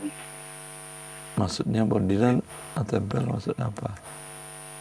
Semacam logo Adidas atau Nike terus ditempel di bordiran gitu, di barang dagangan gitu. Tapi Iya, itu KW barang namanya. dagang itu ya campurannya nggak banyak, saya cuma sekitar 10%. 10% dia KW kan. Ya, Terus? sekitar 10%. Tapi dari hasil itu tuh ada pembagian dari jatah istri itu dengan aset-aset yang dibeli itu, setelah anak tahu di dagang itu kita nggak usah ikut campur lagi lah masalah dagangan itu. Terus si istri dapat bagian berupa pembagian apalah aset gitu. Yang anak tanya, apa hukumnya kita kalau menerima aset berupa semacam uang atau ada investasi yang lain, itu apa hukumnya, halalkah apa gimana Ustaz? Sedangkan anak pas beli yang lama-lama itu kita nggak tahu itu bahasa ada barang KW di situ Ustaz. Anda nanyakan istri Anda atau diri Anda? Istri Ustaz. Oh ya udah, saya jawab. Iya. Simak jawabannya Bapak. Baik, silakan Ustaz. Baik. Pertama, bila Anda sebagai suami mengetahuinya, wajib menasihati istri untuk meninggalkan sesuatu yang diharamkan oleh Allah. Billah fi'ula, di antaranya menzalimi hak orang lain. Ya, dengan mengambil merek, menampilkan ke produk sendiri.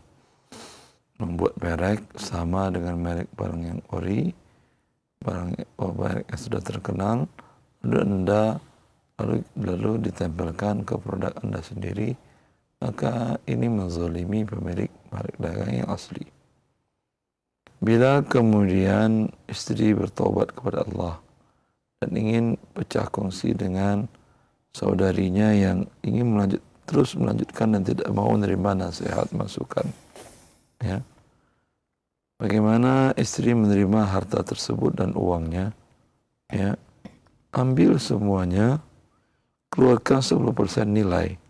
Berapa barang yang didapat, berapa uang Anda umpamanya dapat 2 miliar. Keluarkan 10%, 200 juta, berikan kepada fakir miskin atau manfaat fasilitas umum, buat jalan, jembatan yang rusak, yang tidak diindahkan oleh pihak pemerintahan, ya. Niatkan semuanya atas pemilik merek yang asli. Wabillahi taufiq. Alhamdulillah, jazakallah khair. Saat demikian Bapak yang bertanya dan bisa disampaikan kepada istrinya, semoga bermanfaat. Ya. Jazakallah khair, barakallahu fiik.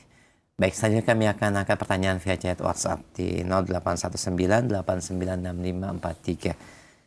Assalamualaikum warahmatullahi wabarakatuh. Terkait dengan tema pembahasan pagi ini Ustaz, ada pertanyaan, Bibi membeli rumah tahun 1989. Kemudian di tahun 1991 developer membangun unit di sebelahnya dan dibeli seseorang. Pertanyaannya Ustaz, apakah Bibi memiliki hak syuf'ah untuk membeli rumah sebelah dengan harga beli dari developer tahun 1991? Mengingat Bibi sudah menempati sejak tahun 1989. Nanti akan kita bahas persyaratan selanjutnya, aturan selanjutnya dalam syuf'ah. Bahwa syuf'ah itu ketika dia mengetahui bahwa developer menjual ke pihak ketiga, itu waktu ketika dia tahu itu dia langsung mengambil syuf'ah. Kalau sudah berlalu waktu dan dia biarkan, maka syuf'ah sudah tidak ada. Demikian yang bertanya, dan insya Allah perinciannya akan dibahas pada poinnya pada pembahasan yang akan datang insya Allah. Dari Anissa di Bogor, beliau bertanya, Assalamualaikum warahmatullahi wabarakatuh. Apakah menabung emas diperbolehkan? Yaitu ada 5 orang mengumpulkan uang sesuai dengan harga emas, langsung dibeli. Tapi emasnya dipegang dulu oleh salah satu anggota yang menjadi koordinatornya. Kemudian emasnya tidak dibagikan sampai terkumpul 5 emas dulu. Baru setelah itu diberikan kepada semua anggota yang 5 orang tersebut. Hukumnya bagaimana Ustadz? Dan bagaimana perbedaan harga satu emas dengan yang lainnya? Enggak ada masalah. Berarti mereka mengumpulkan uang, beli 5 emas, setelah dapat 5 emas, masing-masing dapat 1. Enggak ada masalah. Boleh. Perbedaan harga enggak ada masalah? Enggak ada masalah, karena emas milik mereka semua. Sekarang masing-masing, dan ada 5 emas. Nah. Dibagi masing-masing 5 emas, apa salahnya? Taib. Dan emas tersebut masih dipegang oleh koordinatornya, lalu kemudian emasnya tidak dibagikan sampai terkumpul 5 emas yang lain.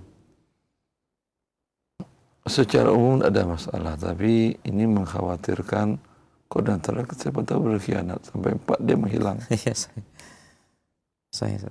Ya.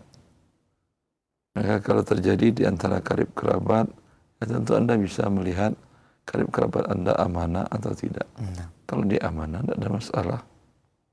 Kalau dia sepertinya kiri kanan tipe orangnya, ya jangan ikut. Nah, penting itu Ustaz. Taib, demikian yang bertanya jazakallahu khair barakallahu fiik. Kami akan kembali ke pertanyaan selanjutnya. Taib. Assalamualaikum warahmatullahi wabarakatuh. Dari Ibu Ani di Cibinong, mohon bertanya, kami ada perkumpulan mempunyai anggota 15 orang dengan iuran setiap bulan Rp10.000 per orang. Sudah berjalan 10 tahun, Ustaz. Bila anggota meninggal, mendapat santunan pada tahun pertama berdiri, perkumpulan anggota meninggal mendapat santunan 300.000, lalu naik menjadi 600.000 dan naik kembali menjadi 1 juta. Di tahun 2024, ada anggota yang meninggal mendapat 1,5 juta. Pertanyaannya bagaimanakah skema seperti ini Ustaz? Apakah diperbolehkan secara syariat? Jazakallah khair. Tidak ada masalah. Kalau tujuannya memang ingin saling membantu di antara mereka. Masya Allah. Alhamdulillah. Nah, demikian Ummu, jazakallah khair. Kami angkat kembali pertanyaan selanjutnya. Assalamualaikum warahmatullahi wabarakatuh. Ustaz mengakhirkan mengeluarkan zakat di mana haul sudah sampai di bulan Sya'ban dan saya ingin mengeluarkan di bulan Ramadan. Apakah diperbolehkan secara ketentuan syariat? Jazakallah khair. Zakat ketentuannya adalah di hari jatuh temponya, wajib di hari itu sebelum berlalu hari selanjutnya, yaitu terbenam matahari, sudah selesai Anda bayarkan. Ya. Kalau Anda ingin umpamanya mendapat keutamaan bersedekah atau mengeluarkan harta di bulan Ramadan, yang tahun ini bayar di Sya'ban, sebulan lagi kan masuk Ramadan, bayar lagi di bulan Ramadan. Di Sya'ban Anda zakatnya 30 juta, Anda katakan ini saya berzakat 30 juta. Ya. Di awal berarti sampai nanti tahun Sya'ban tahun depan Anda sudah berzakat. Berarti Anda memajukan Sya'ban yang tahun depan ke Ramadan sekarang, itu boleh dan bagus. Apalagi kalau Anda lihat di bulan Ramadan ini sekarang umpamanya kondisi tetangga, karib kerabat, para mustahik semakin mengenaskan karena ekonomi tidak baik-baik saja, kondisi susah, ya, maka Anda mendapatkan pahala berlipat-lipat. Wabillahi taufiq. Masya Allah. Jazakallah khair. Demikian yang bertanya, barakallahu fiik, semoga menjadi pencerahan. Ya, kita akan kembali dari pertanyaan berikutnya. Ummu Aiman di Jakarta. Assalamualaikum warahmatullahi. Orang tua saya memiliki 2 rumah, Ustaz. Dan qadarullah rumah yang satu ditinggali oleh ponakan-ponakannya sampai bertahun-tahun. Dan sebelum orang tua saya wafat, anaknya bertanya, "Abah, kapan kita rapikan rumah-rumah tersebut?"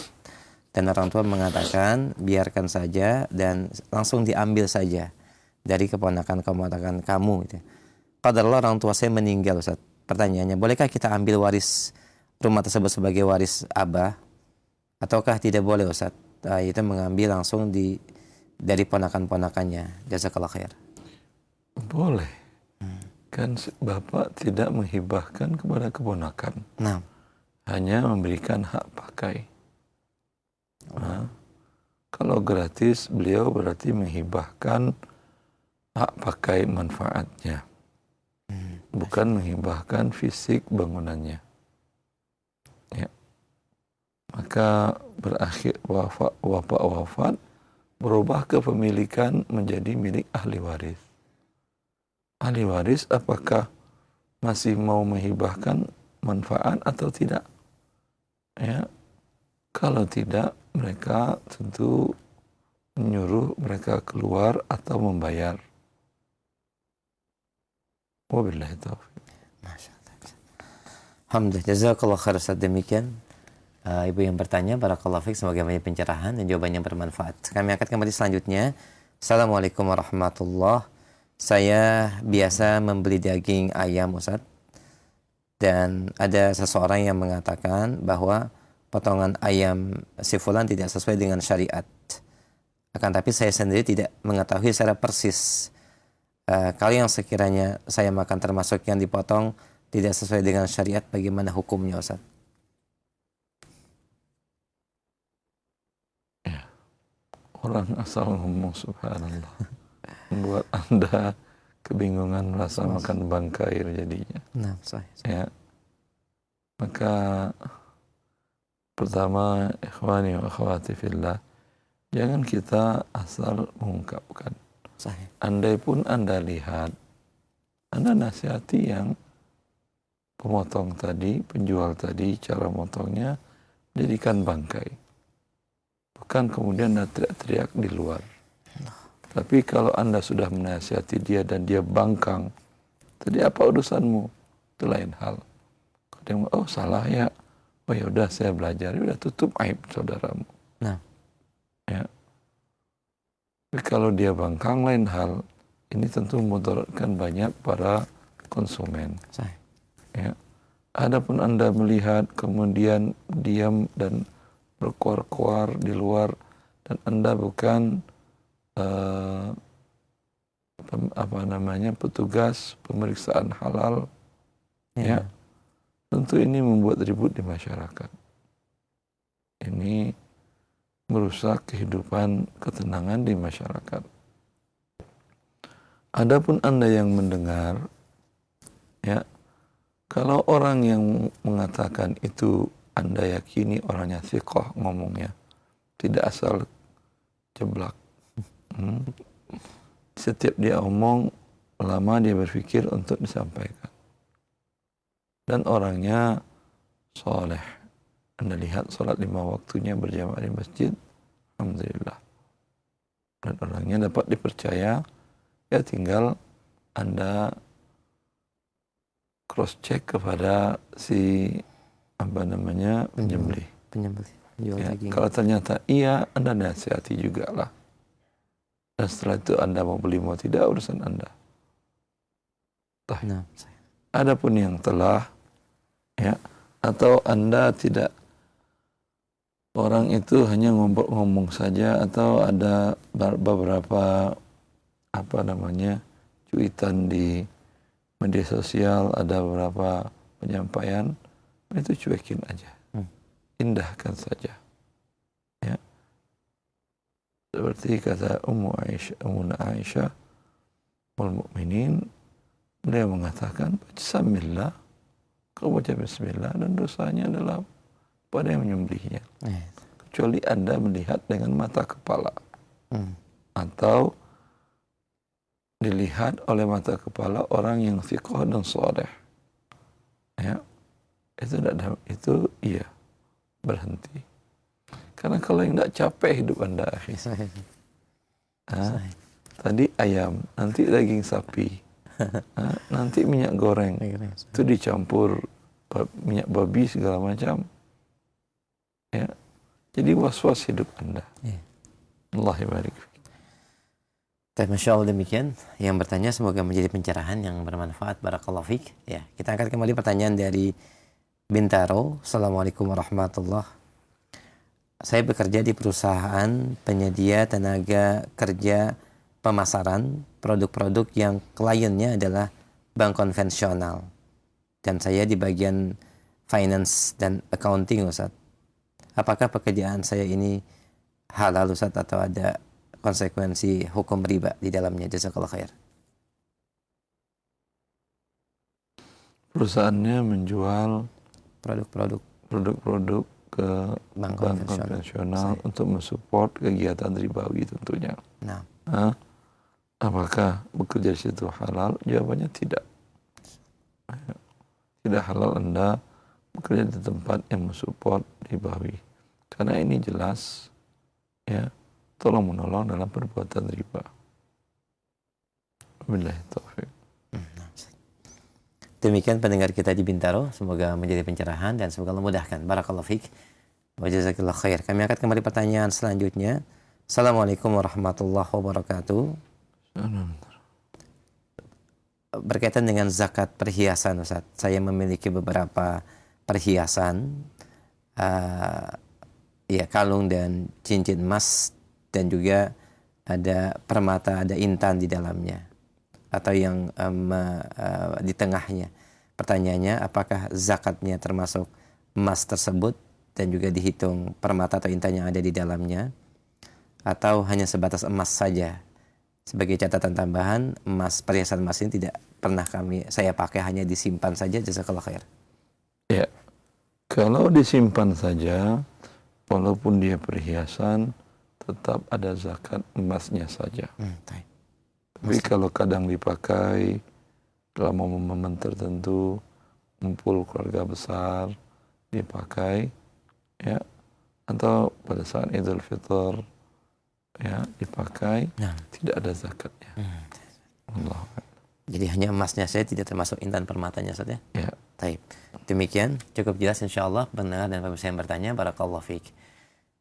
Masih pertanyaan dalam bab zakat dari Bapak Widi di Jakarta. Izin bertanya, Ustaz, dengan perhitungan zakat.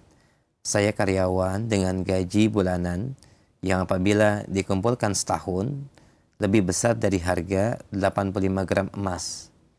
Apakah besaran zakat yang harus saya bayarkan adalah 2,5% dari total keseluruhan gaji selama setahun, atau dikurangi dulu dari pengeluaran kebutuhan yang saya miliki dalam kurun waktu setahun, baru kemudian dikali 2,5%?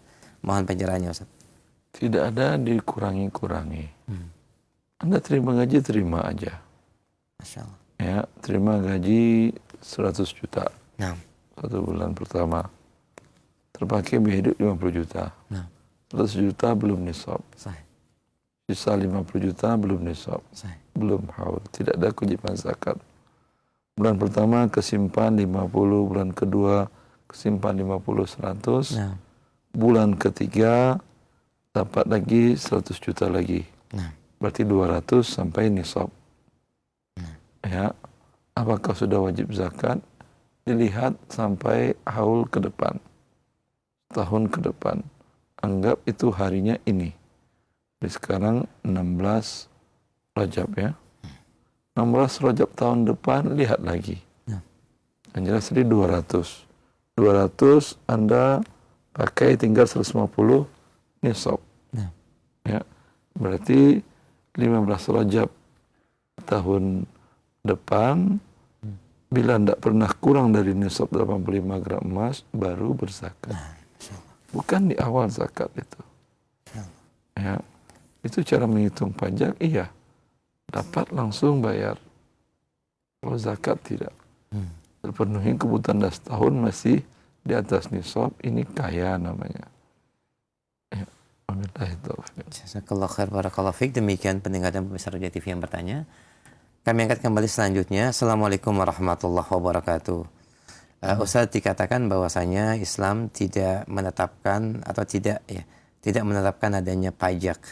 Bagaimanakah ketentuan pajak yang pernah diselenggarakan oleh Khulafaur Rasyidin di masanya, Ustaz? Apakah sama dalam penerapan dengan apa yang kita dapatkan di masa kekinian? Karena ada sebagian asatidzah yang mengatakan bahwasanya pajak yang sekarang tidak berbeda dengan pajak yang terdahulu di masa sahabat, dan ini diperbolehkan secara ketentuan dan maqasid syariah. Jazakallahu khair. Sahabat ada pajak, dari berita dari mana sahabat ada pajak? Kalau yang mereka maksud usyur, usyur diambil oleh Umar bin Khattab. Abu Bakar tidak ada ngambil usyur dari orang-orang pedagang non muslim.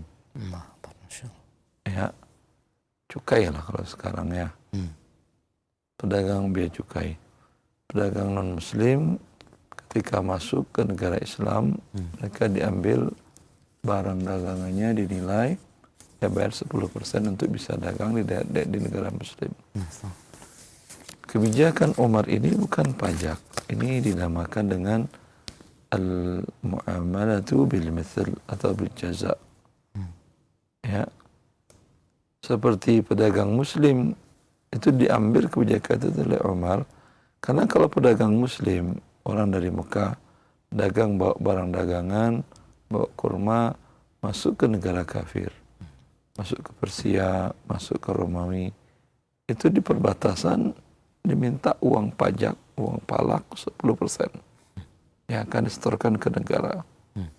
Ya, enak banget orang muslim masuk ke negara mereka dipajakin, mereka masuk ke negara muslim tidak dipajakin. Ya, tapi bukan dari pedagang muslim yang ada di negara Islam dipajakin Umar. Dan juga bukan ahlu zimmah yang dipajakin oleh Umar dengan barang dagangannya, bukan.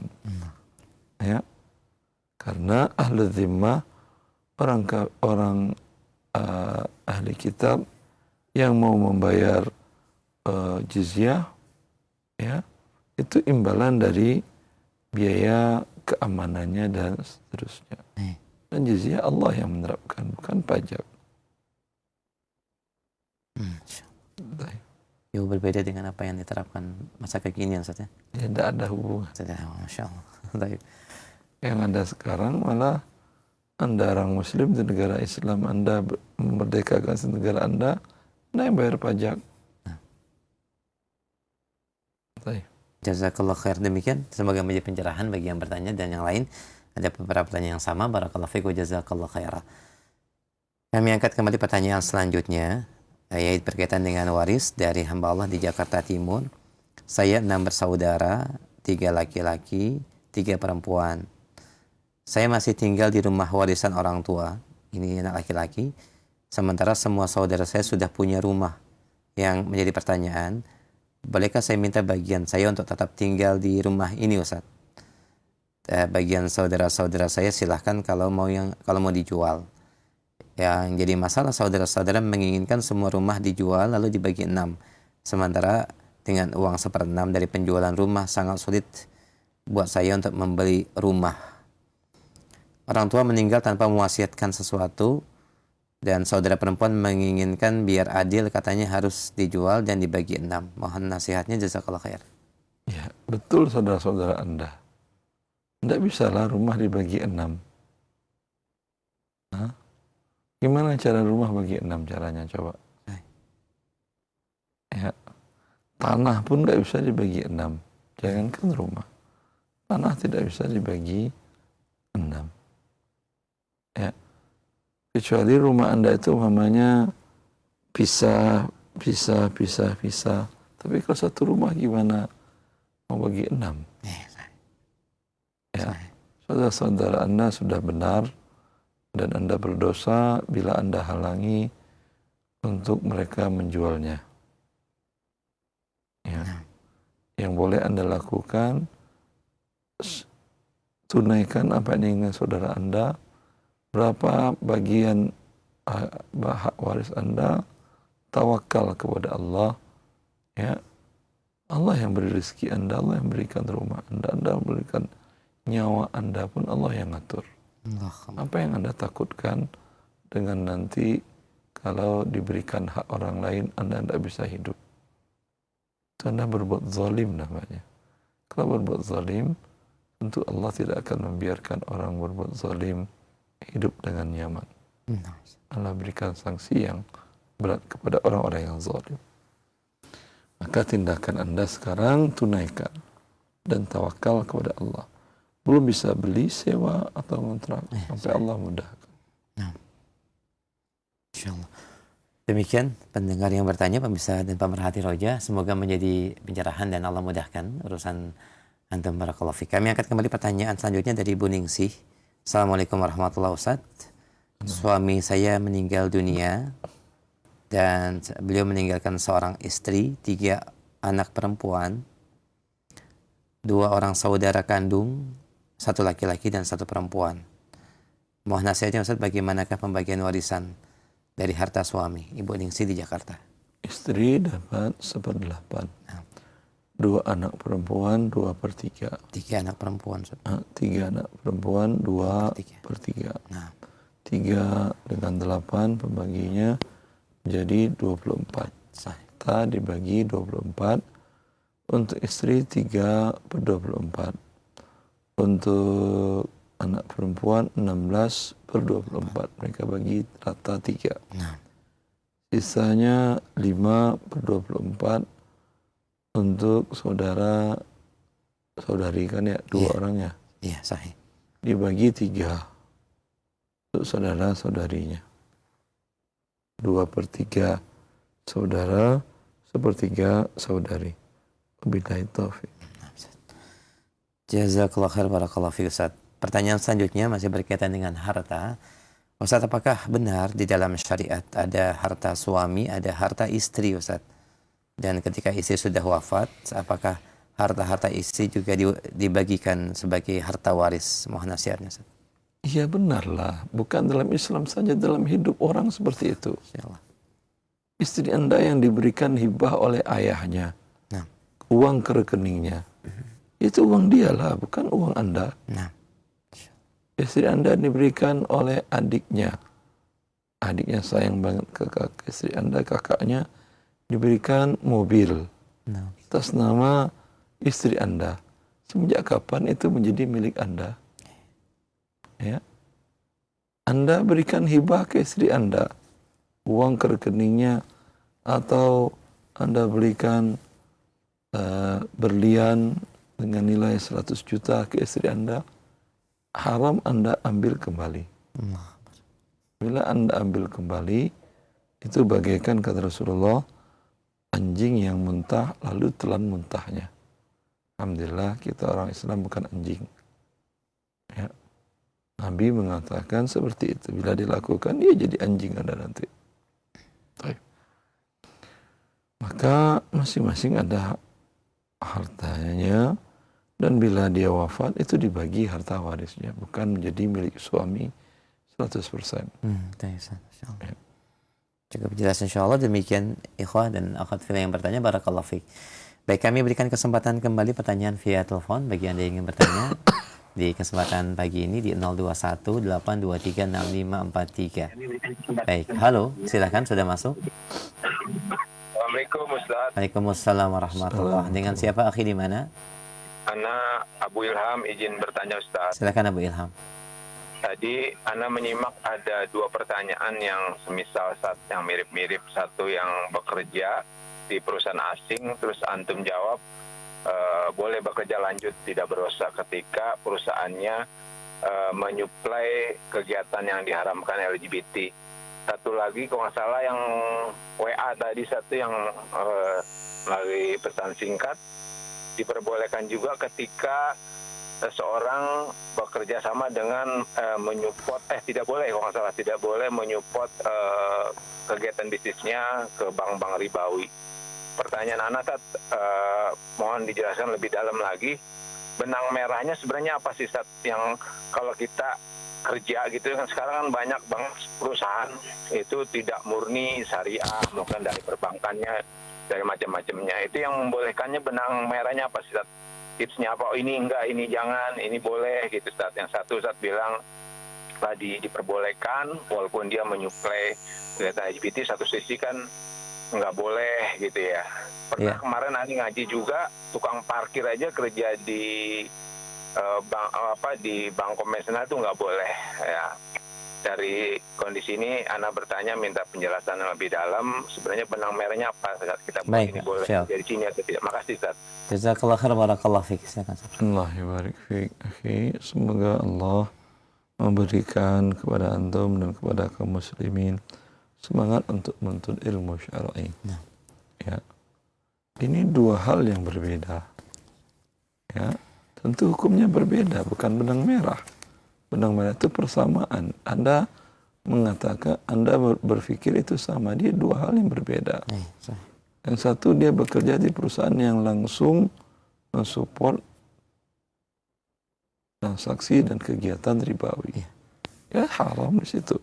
Termasuk ta'awun 'alal itsmi wal 'udwan. Yang satu lagi, perusahaan itu tidak langsung mensupport LGBT, hanya pemiliknya. Dan perusahaan itu bukan perusahaan memproduksi kebutuhan LGBT. Hanya pemiliknya mendapatkan uang, dia berikan kepada LGBT, itu tidak ada masalah. Ya. Untuk karyawannya saja. Iya, bagi karyawannya nggak ada masalah, kecuali yang saya katakan tadi, kalau karyawannya langsung yang mentransfer, berarti dia langsung ta'awun. Ya. Ini bagian dari ilmu fikih ya akhi. Ya. Makanya tafaqquh fid din itu butuh waktu panjang dan butuh tadarrub, butuh latihan membaca kitab-kitab para ulama, fatwa-fatwa para ulama, sehingga menjadi sebuah insting yang bisa membedakan. Dinamakan ini dalam ilmu fikih ilmu furuq.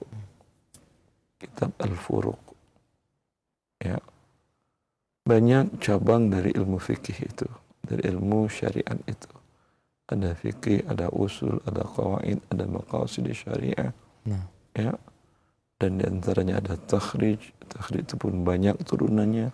Takhrijul furu' alal furu', takhrijul usul alal usul, takhrij usul alal furu'. Ya. Ada lagi yang namakan tadi al-furuq. Ya. Perbedaan dan perbedaan itu ada persamaan dan seterusnya. Maka biasakan bertanya kepada ahli ilmu bila Anda belum sampai kepada tahap ahli ilmu. Belajar dengan baik, pelajari satu persatu, ya.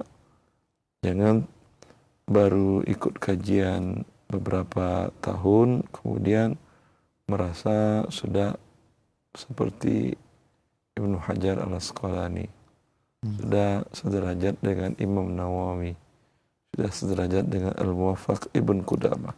Tidak. Butuh waktu yang panjang, akhi.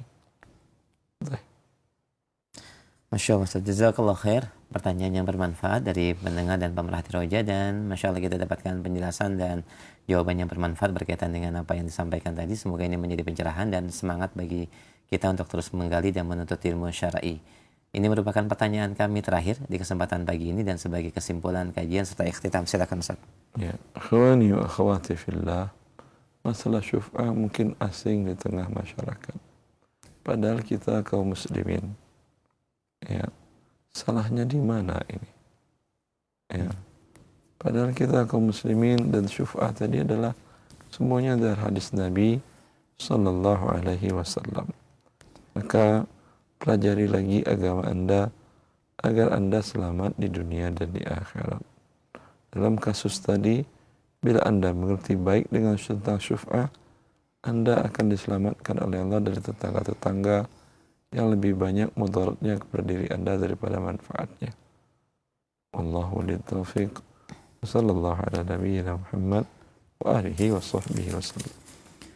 Jazakallah khair kami sampaikan kepada Ustaz Dr. Wandi Tarmizi hafizahullah taala atas keluangan waktu dan pembahasan di kesempatan pagi ini. Kita masih dalam pembahasan syuf'ah dan insyaallah kita akan sampai atau sambung kembali dalam beberapa ketentuan akad syuf'ah di kesempatan Kamis yang akan datang. Kami mohon maaf ada sejumlah pertanyaan tidak bisa kami angkat karena keterbatasan waktu yang ada. Silakan bisa disampaikan kembali di pembahasan-pembahasan muamalah bersama Ustaz Wandi Tarmizi. Baik di Roja ataupun di majlis-majlis ilmu yang lain. Dan semoga ini menjadi pencerahan dan juga ilmu yang bermanfaat. Semoga memudahkan bagi kita untuk menunaikan akad-akad muamalah yang halal tentunya, bebas dari berbagai macam bentuk pelanggaran syariat. Dan semoga apa yang kita pelajari Allah mudahkan dalam mengamalkannya. Demikian, barakallahu fikum wa jazakumullahu khairah. Kita akhiri pertemuan dan kajian pagi ini dengan kafaratul majlis. Subhanakallahumma bihamdik. Asyhadu an la ilaha illa anta astaghfiruka wa atubu ilaik. Assalamualaikum warahmatullahi wabarakatuh.